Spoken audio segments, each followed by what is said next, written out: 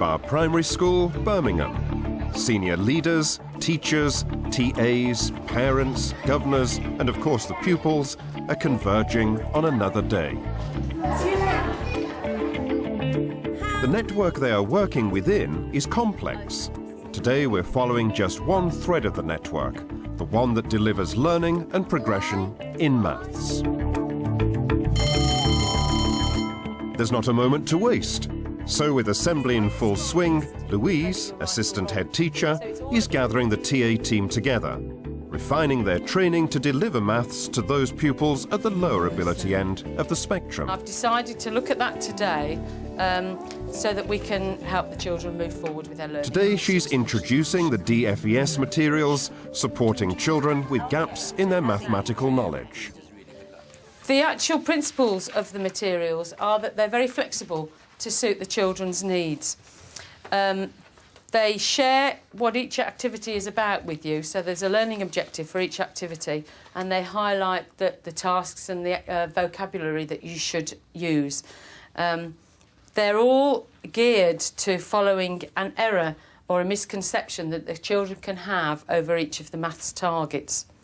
So if you look at the tracking sheet, there are two sheets which have got the title Tracking Children's Learning. Because of the way the school is set up, with the special needs resource base running within the mainstream school, all classes have got children who have got some sort of physical or learning difficulty that's quite significant, and therefore the actual ability of the class can be very wide. The teachers have to cater for not just normal differentiation within the classroom, but the extra differentiation of the child who's got specific learning difficulties or a significant physical disability. And the teaching assistants have learnt to help the teacher very much to break the targets that the teacher plans down even further. 1-6. Is that right? Good boy. Well done. The collaboration between the class teacher and the teaching assistant has got to be there.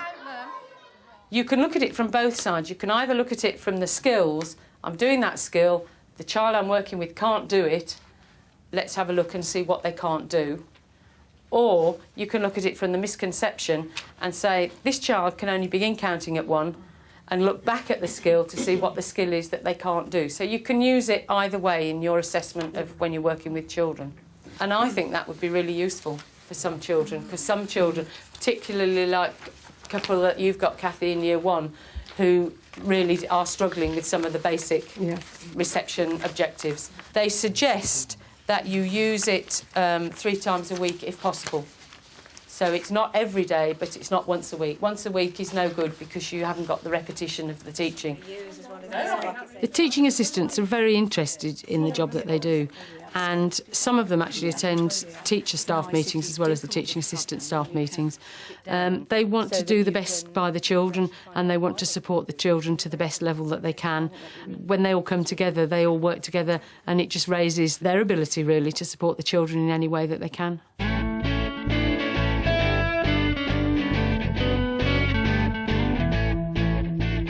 I think my brain is warmed up to do some maths, so... We've very much been looking and focusing on pupil progress and how we can improve that within maths. We've had lots of meetings with the staff, lots of moderation of work, and we've involved the teaching assistants along with the teachers very heavily. And all of the staff have looked very clearly at what the children are actually doing, so they can actually scaffold the learning for the children rather than just provide solutions for the children, helping the children to think and think creatively for themselves. So 33 and 7 must equal 40. But however good the lesson differentiation, there are still some pupils who need one-to-one specialist maths support.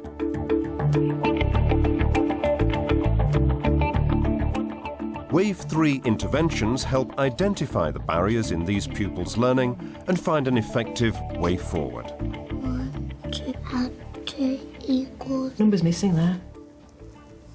6. I have 2 teaching assistants who are well trained in assessing, and they do a lot of assessing both in literacy and numeracy. So these 2 teaching assistants do some one-to-one individual testing just to see where the problems are. And then with myself and the teaching assistant and the class teacher, we can look at the difficulties, the specific difficulties that the children are actually having, and give them some specific targets and plan the work accordingly. So from the teaching assistant noticing there's a problem, it's very collaborative, and we work it out so that the children get the appropriate targets. Do you think these are? Rockets. Okay, how many rockets are there? 6. Good. And how many fish are swimming? 9. Go on then. 9. What does 9 look like? And one more question. What number's missing down there? 4. Okay, put that in then. Well done. Right, so how did we get on with Tristan then? I gave him the language of maths, talking about behind, in front, above, smaller than, bigger than, Okay. and getting him to put a circle around things or a cross. And once he'd understood what to do, he was very good. And he managed to do all the numbers up to 10? He counted them.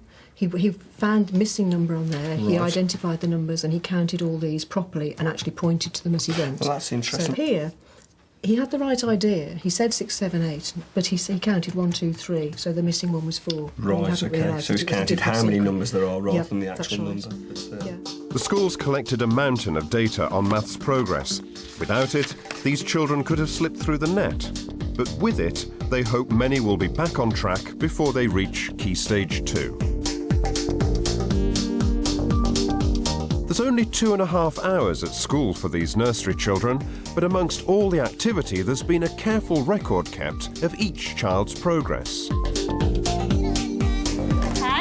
we're going to put some teddies here and we're going to count how many we've got, okay? Okay. 1, 2, 3. Good boy, right. Could you come and put one more toy under the blanket for me? 3. And one more. Count them. Count your fingers. Emily? 4. I think 4. As Emily's key worker, nursery teacher Rachel's making it her business at the end of the session to talk to Mum and explain the next steps in Emily's maths learning journey. And reinforce what we're doing. Rachel's keen to exploit the potential of the parents to support what she's doing at home. But first, they must understand it. In terms of her mathematical development, I'm very pleased with her progress. That's good. Last half term, we really focused on numbers and counting and those kinds of skills. She's very confident with her knowledge of numbers, number value, number order, and we're moving on now to calculation and addition skills. Right, okay. In the last few weeks, Emily's really progressed with that. She's using lots of the vocabulary that we'd like her to use, like more and less and the same. She does show a good interest in her number skills and her numbers in general. Yeah, I try to involve her as much as possible when we walk into school. Oh, wonderful. With the house numbers and things like that. Yeah. So I would certainly encourage that. Very incidental things that happen Yeah. out and about. You know, anything you do see. If she's interested, it's lovely for you to really feed that interest Yeah, and encourage her. So, you know, carry on with what you're doing.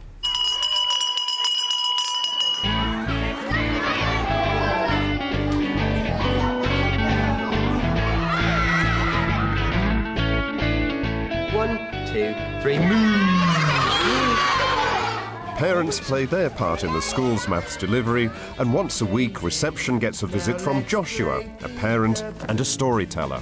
The school encourages parents to come in and help out with their children. We're learning some signs. The signs come from both from British Sign Language and from Makaton. Goes like this. 5 little ducks went swimming one day over the hills and far away. Mummy duck said quack, quack, quack, quack. Only 4 little ducks came back. The learning's sort of incidental within the song that you do. We don't sit there saying let's do some number today, but number just comes in it, and so we do counting as we're going along. No little ducks came swimming back. Where have they gone? As part of the process, looking at maths and it being a priority for the school, it was really important that all of the staff and the governors and parents shared the same vision. Parents have been involved in coming into school for Inspire workshops and other meetings to see how their children will be learning in school and how they can support them at home as well. The governors also are fully supportive of the school and very aware of what's happening.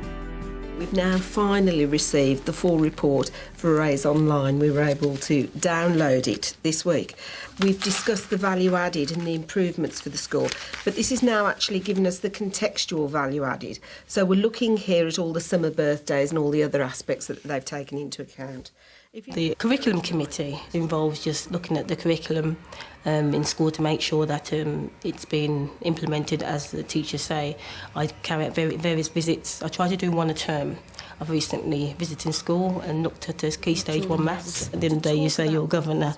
You have to see what's going on within the school. It's not just attending meetings. It's to be play an active role in the school as well. And she was looking at. Yes, on my recent visit, I was pleased to see how confident the children were able to choose the activities they were doing and to carry them out very confidently. And I was really, really pleased to see it in action. Between governors and parents, Sue's widening the learning community.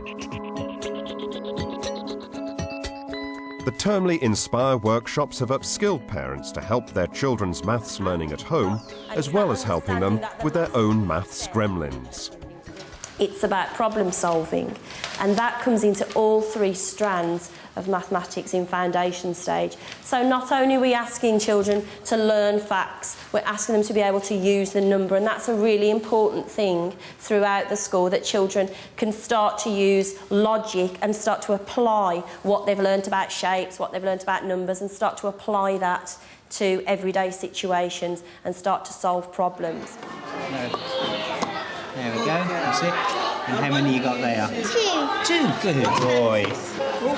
Coming in and actually seeing what Joel's been up to is really good, because I mean he talks about school when he comes home, but I mean to actually have hands-on and see what he's doing and be involved, I mean it's good for him as well.